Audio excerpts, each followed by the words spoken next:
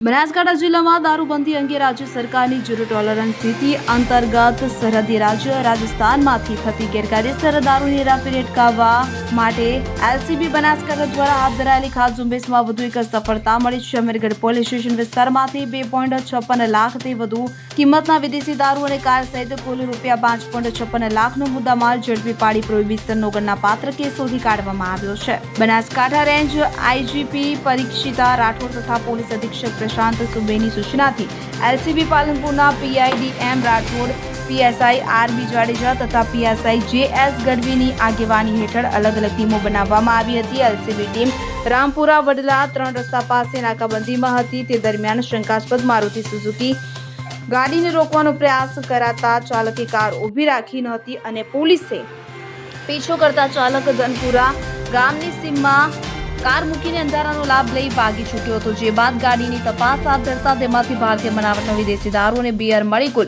692 bottle મળી આવી હતી। પોલીસે વિદેશી દારૂ સહિત મારુતિ SQ4 કાર મળી કુલ 5,56,836નો મુદ્દામાલ જપ્ત કરી રાજસ્થાનમાંથી દારૂનો જથ્થો ગુજરાતમાં ઘુસાડવાનું ગુનાહિત ષડયંત્ર રચવા બદલ કાર ચાલક વિરુદ્ધ અમીરગઢ પોલીસ સ્ટેશનમાં પ્રોહિબિશન એક્ટ હેઠળ ગુનો નોંધી કાયદેસરની કાર્યવાહી હાથ ધરવામાં આવી।